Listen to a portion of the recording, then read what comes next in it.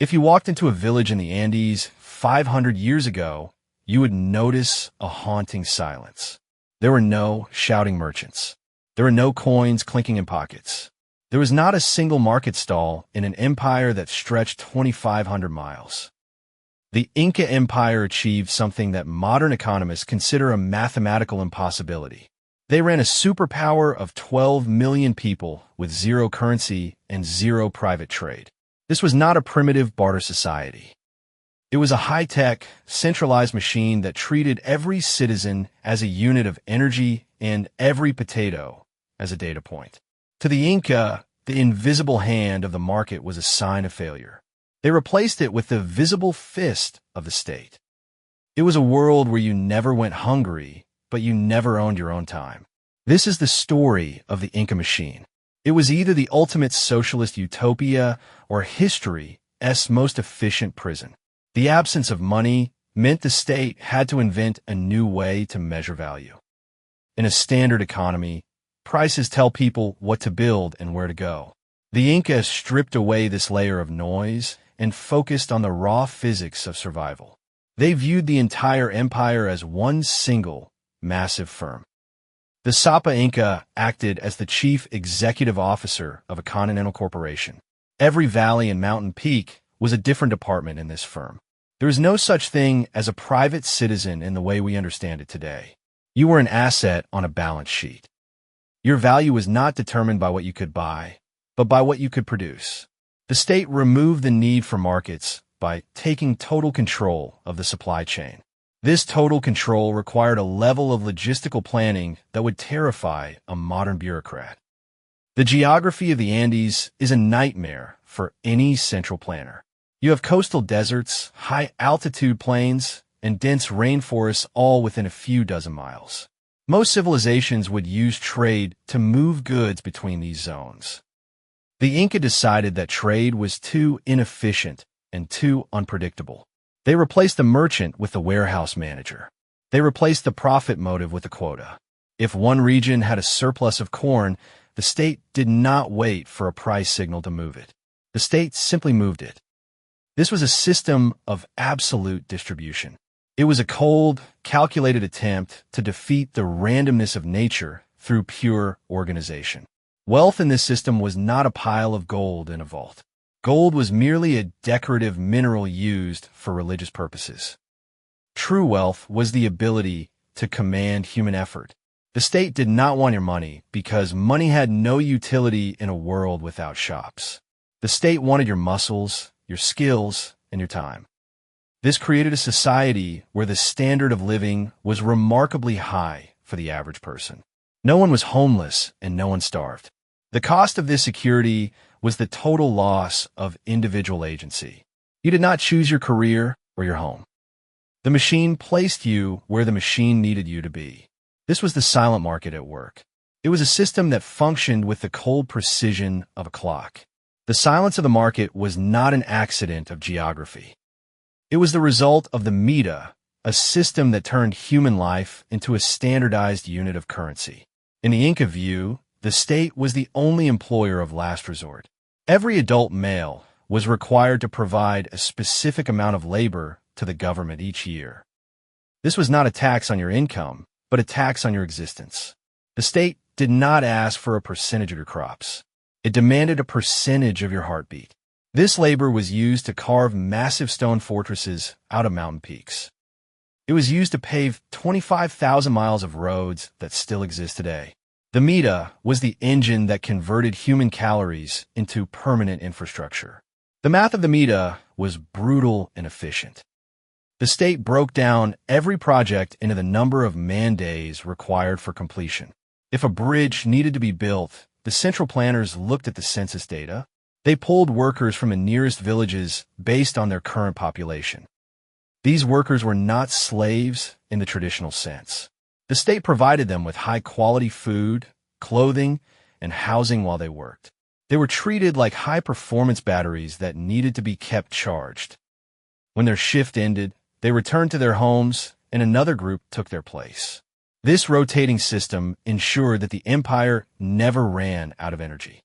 It was a continuous cycle of production that never stopped for a single day. This system solved the problem of unemployment by making it illegal. If you were not working on your own farm, you were working for the state. The basic unit of this labor force was the ALU. This was a community group that functioned like a local branch of the state corporation. The ALU was responsible for meeting the quotas set by the central government.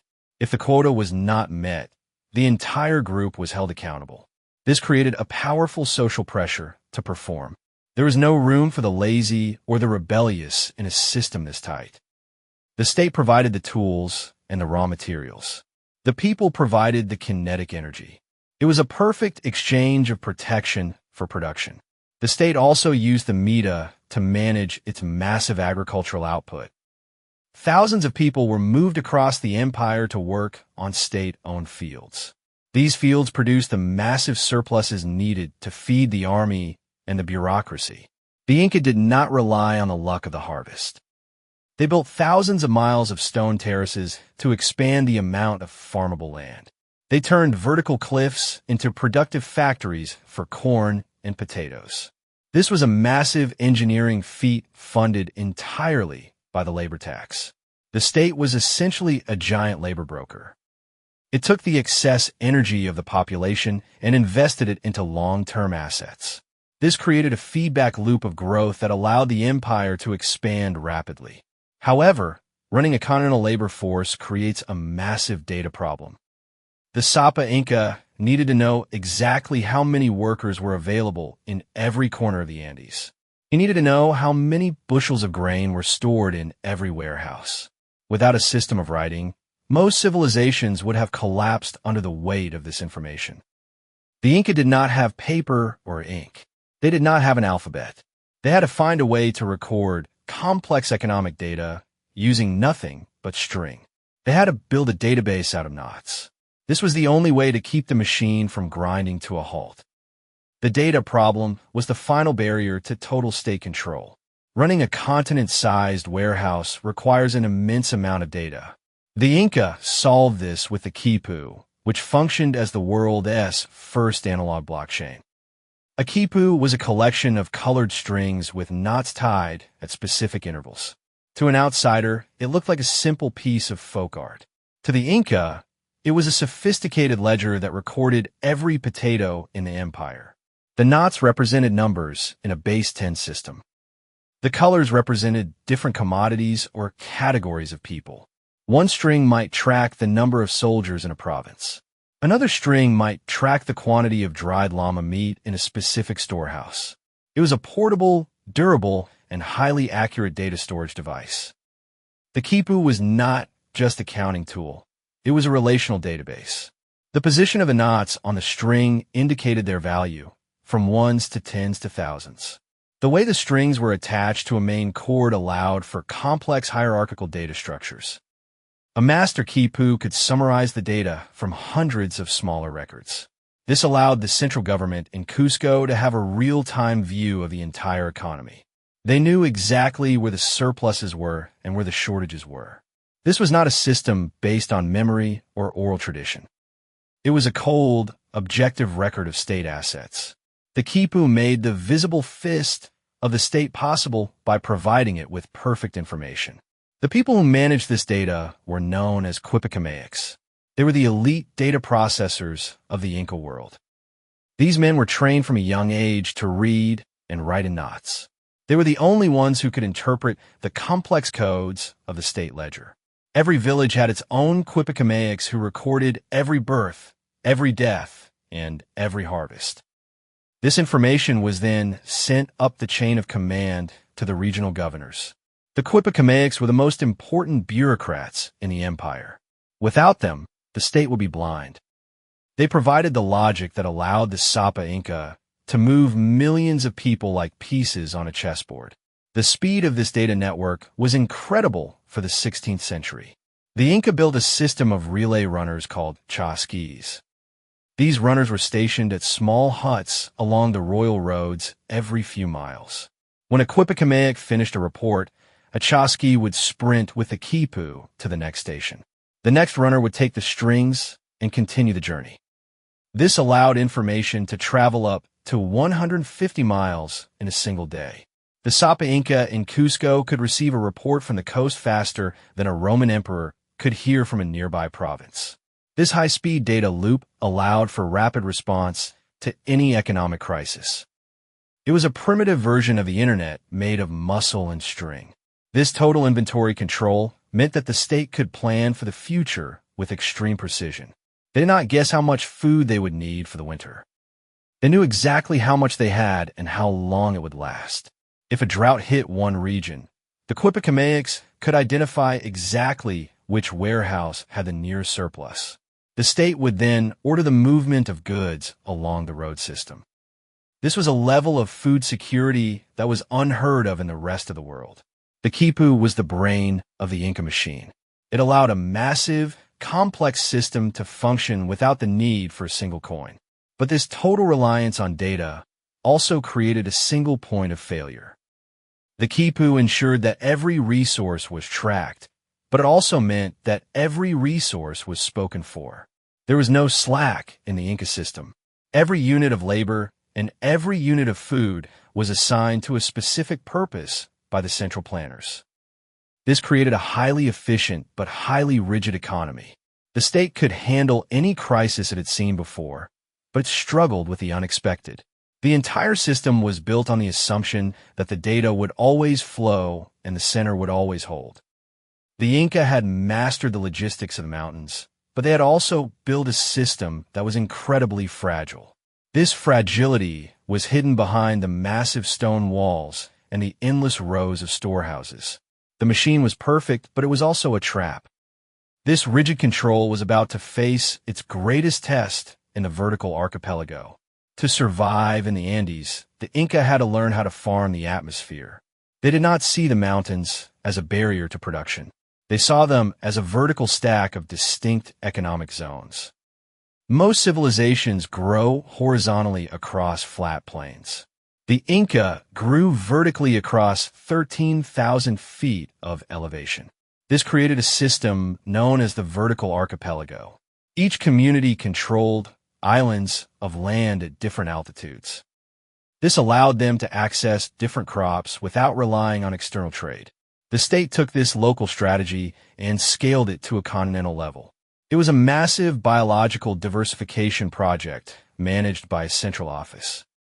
The vertical tiers were strictly defined by their caloric output and climate. At the lowest levels, the state focused on tropical goods like coca leaves and cotton.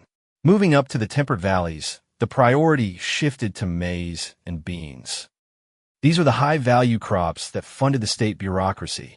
Above 11,000 feet, the air becomes too thin for most grains. This is where the potato became the primary unit of energy. The Inca cultivated hundreds of varieties of tubers to suit every microclimate. Finally, the highest alpine pastures were used for llama and alpaca herds. These animals provided the wool for clothing and the protein for the army. Engineering these slopes required a massive investment of labor energy. The Inca constructed stone terraces called andins that covered millions of acres. These are not simple dirt steps. They were complex, multi-layered structures designed for thermal management. The stone walls absorbed heat from the sun during the day. They released that heat back into the soil during the cold Andean nights. This prevented the roots of the plants from freezing at high altitudes. The terraces also prevented soil erosion and allowed for precise irrigation. Water was channeled from glacial melts through stone aqueducts that stretched for miles.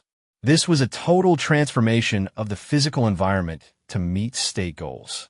The state managed this vertical production through a system of forced resettlement called Micmac. If a newly conquered valley was perfect for maize, the state moved people there. They did not care about local traditions or ancestral ties to the land. They viewed the population as a liquid asset that could be poured into any ecological niche. Thousands of families were uprooted and sent to work in different climate zones. This ensured that every part of the empire was producing its maximum potential output. It also served as a tool of political control by breaking up rebellious groups. The state was a biological engineer moving pieces across a three-dimensional map. This vertical strategy created a robust dietary budget for the entire population. In a flat economy, a single drought can destroy the entire food supply. In a vertical archipelago, a disaster in one zone rarely affected the others. If the maize failed in the valleys, the potatoes still grew in the highlands. If a frost hit the high plains, the coastal regions still produced cotton and fish. The state acted as a massive insurance policy against the randomness of nature. They eliminated the risk of famine by diversifying their production across multiple altitudes. This security was the primary reason the population accepted the loss of their freedom. They traded their autonomy for a guaranteed supply of calories. The logistics of moving these goods between zones required a massive road network. The Inca built two main highways that ran the length of the empire. One road followed the coast while the other stayed in the high mountains. Dozens of smaller roads connected these two main arteries like the rungs of a ladder. This allowed the state to move goods from the tropical lowlands to the alpine peaks in days. There were no wheeled vehicles or horses in this system. Every pound of cargo was carried on the backs of llamas or human porters. The road system was the conveyor belt of the vertical factory. It turned a fragmented geography into a single, integrated production line. Every village was a node in this vast agricultural network. They were not independent economic units. They were specialized branches of the central government. The state told them what to plant and when to harvest. The state provided the seeds and the tools from its own reserves. In exchange, the state claimed the entire surplus for itself. This surplus was not sold or traded for profit. It was moved into a massive network of storage facilities that lined the mountain ridges. These storehouses were the ultimate manifestation of the Inca's economic power. They were more than just buildings for food. The warehouse was the most effective weapon in the Inca arsenal. The culca was the stone hard drive of the Inca state. These were thousands of circular and rectangular buildings perched on the sides of hills. They were placed in high, cold locations to maximize the preservation of the goods inside. From a distance, they looked like a permanent military occupation of the mountains. In a sense, they were. The storehouses held the physical evidence of the state's total control over the environment. They were the nodes of a massive, automated logistics hub. Every item inside was recorded on a Quipu and tracked by the central bureaucracy. This was the first time in history that a state achieved total inventory control. The Inca developed advanced food preservation technology to fill these warehouses. They invented a process of freeze-drying that allowed potatoes to last for years. They would leave the tubers out in the freezing mountain air overnight. During the day, they would stomp on them to squeeze out the moisture. This created a light, dry substance called chuno that was easy to transport. They applied similar logic to meat by creating salted strips of llama jerky called charca. These processed foods were the fuel of the empire. They could be stored for half a decade without losing their nutritional value. This gave the state a level of long-term planning that no other civilization possessed. The engineering of the culcas was focused on passive climate control. The buildings were often placed on steep slopes to take advantage of natural drainage. They were constructed with double walls and thatched roofs to maintain a stable internal temperature. Small windows were placed to create a constant flow of cool mountain air through the building. This ventilation prevented rot and kept the grain dry. The floors were lined with gravel and stones to keep pests away from the food. These were not primitive sheds. They were highly specialized pieces of industrial equipment. They were designed to protect the state's most valuable asset, the surplus. The placement of the storehouses was a deliberate act of psychological control. They were built in highly visible locations above the main roads and villages. Every citizen could look up and see the massive reserves of the state. This served as a constant reminder of the government's power and its ability to provide. If you followed the rules, the state would feed you during a bad harvest. If you rebelled, the state would cut off your access to the reserves. The warehouse was a tool of both carrot and stick. It created a sense of security that made the total loss of freedom feel like a fair trade. The state used the surplus to buy the loyalty of its subjects. These storehouses also functioned as the supply chain for the Inca army. When a state went to war, it did not have to forage for food. The soldiers simply marched from one storehouse to the next along the road system. Each warehouse contained enough food, clothing, and weapons to supply thousands of men. This allowed the Inca to maintain a standing army that could operate year-round. They could strike faster and further than any of their neighbors. Their enemies were often defeated by logistics before the first spear was thrown. The ability to move thousands of calories per day across the mountains was a military advantage. The warehouse was the engine of Inca expansion. The distribution of these goods was managed with the precision of a modern shipping firm. The state did not wait for people to ask for food. It used the data from the Quipus to predict demand. If a village was falling behind its production quota, the state sent supplies to bridge the gap. If a new construction project was starting, the state moved food to the site in advance. There was no waste and there was no leakage in this system. Every single item in the kolkha had an assigned destination. It was a closed-loop economy where the state was the only distributor. This eliminated the need for a merchant class or a currency. This massive accumulation of resources created a unique problem for the empire. The state was constantly growing, but it was also accumulating massive running costs. Every new warehouse had to be filled, and every new worker had to be fed. The state had to keep expanding just to maintain its current level of output. This was the start of a structural trap that would eventually lead to the empire's collapse. The surplus was not just a tool for survival. It was also the fuel for a religious machine. The state had to account for more than just the living. It had to fund the eternal lifestyles of the dead. This religious cost was the hidden price of the sun. In the Inca Empire, the dead were the most powerful landowners in the mountains. This was the result of a policy known as split inheritance. When a Sapa Inca died, his title passed to one son, but his property did not. All his lands, palaces, and storehouses remained with his other descendants. This group was called a panica, and their sole job was to maintain the mummy of the dead king. They treated the preserved body as if it were still alive. The mummy was fed daily with the finest maize and meat.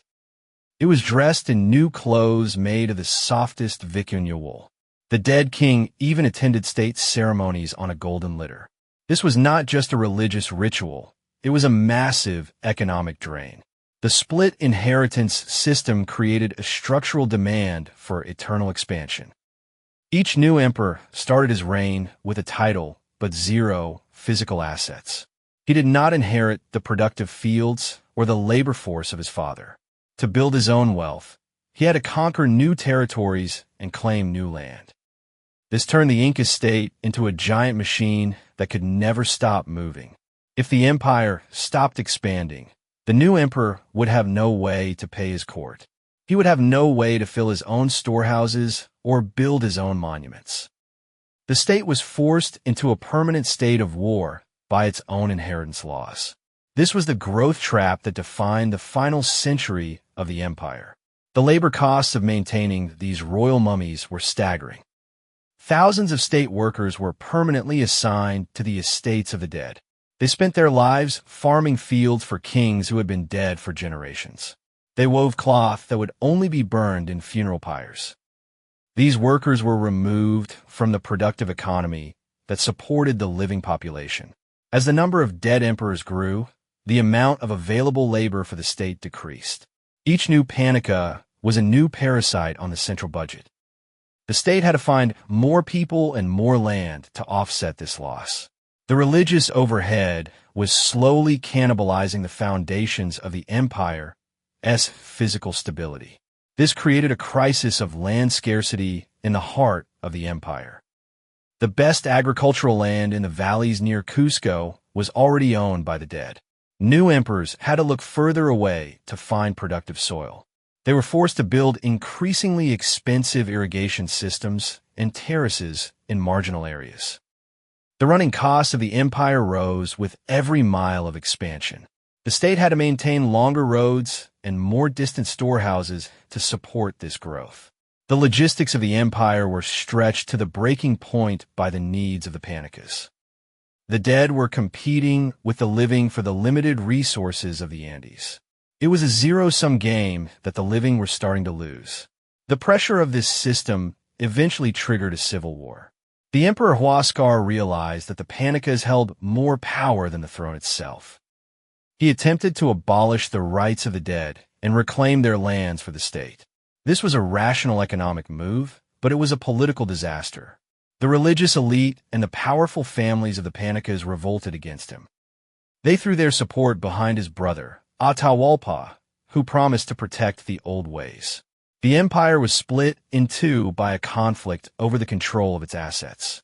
This internal collapse happened at the exact moment a small group of outsiders arrived on the coast. The growth trap had finally snapped shut. The religious overhead was the invisible friction that slowed the Inca machine. Every calorie spent feeding a mummy was a calorie not spent feeding a soldier. Every hour spent weaving for a tomb was an hour not spent building a bridge. The state was a masterpiece of planning, but it was also a victim of its own logic. It could manage 12 million people, but it could not manage its own history. The weight of the past was becoming too heavy for the present to carry. The Inca had built a system that required infinite land in a finite world. This was the true cost of the sun. It was a debt that could only be paid in blood and collapse. The Inca Empire had a single point of failure that made it uniquely vulnerable. The entire economic operating system was hardwired into the person of the Sapa Inca. He was the central processing unit of a continental machine. Every order for a new road, every quota for a warehouse, and every movement of a labor gang came from him. There was no decentralized decision-making in this system. There were no independent merchants to adjust prices or local leaders with the authority to act.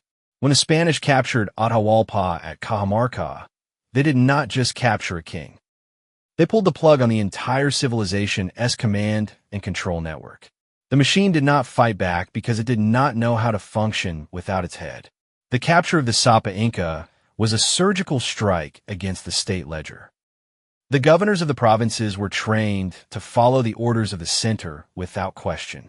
When those orders stopped coming, the bureaucracy was paralyzed. The Spanish held the emperor as a hostage and used him to issue their own commands. They forced him to order his people to bring gold and silver to fill a room. The Inca people complied because the system of obedience was absolute. They did not see the Spanish as a small group of invaders that could be crushed. They saw the commands of their god-king, and they followed them to the letter. The very efficiency of the state became the tool of its own destruction. This was a hostile takeover of a monopoly by a much smaller firm. The Spanish did not need to win a traditional war of attrition. They only needed to control the central node of the network. Once they held the Sapa Inca, they held the keys to every storehouse in the empire. They used the Inca's own road system to move their horses and cannons with incredible speed. They used the Inca's own warehouses to feed their men as they marched toward Cusco. The infrastructure that the Inca had built to protect their people was now a highway for their conquerors. The state had built a perfect cage, and the Spanish simply walked in and took the keys. The collapse of the Inca CPU led to an immediate crash of the economic operating system. Without the central planners to manage the Quipu data, the distribution network failed. The storehouses were no longer being filled or emptied according to a plan. In some areas, people began to loot the reserves to survive. In others, the food simply rotted because no one had the authority to move it. The vertical archipelago system fell apart as communities lost contact with their distant fields. The specialized labor gangs stopped working because the state was no longer providing their rations. The silence of the market was replaced by the chaos of a broken machine. The Spanish did not understand the economy they had destroyed. They looked at the Inca world and saw only the gold and silver ornaments. They did not see the value in the terraces, the roads, or the complex social contracts. They replaced a system of total security with a system of total extraction. The labor tax of the Mita was kept, but the state no longer provided food or protection in return. The population of the Andes plummeted as the agricultural systems were abandoned. The high-tech, centralized machine was replaced by a primitive colonial economy. The Inca had proven that you could run a superpower without money, but they also proved the danger of total centralization. The legacy of the Inca is a cold lesson in institutional fragility. They achieved a level of logistical mastery that has rarely been equaled in human history. They eliminated hunger and homelessness through pure data management and labor engineering. But they did so by removing all the buffers and redundancies of a market economy. There were no private actors to pick up the pieces when the center failed. There was no way for the system to reboot itself from the bottom up. The Inca machine was a marvel of efficiency, but it was also a brittle glass structure. One sharp blow to the center was enough to shatter the entire thing into a million pieces. Ultimately, the Inca experiment shows that a command economy can be incredibly powerful, but also incredibly thin. It can mobilize millions of people for massive projects, but it cannot adapt to a black swan event. The visible fist of the state is a powerful tool for building roads and filling warehouses. However, it lacks the flexibility of the invisible hand when the world changes overnight. The Inca built a world without money, but they also built a world without a backup plan. They proved that you can solve the problem of poverty if you are willing to sacrifice every ounce of personal freedom. But they also proved that when you give all your power to one machine, you are only one error away from total extinction.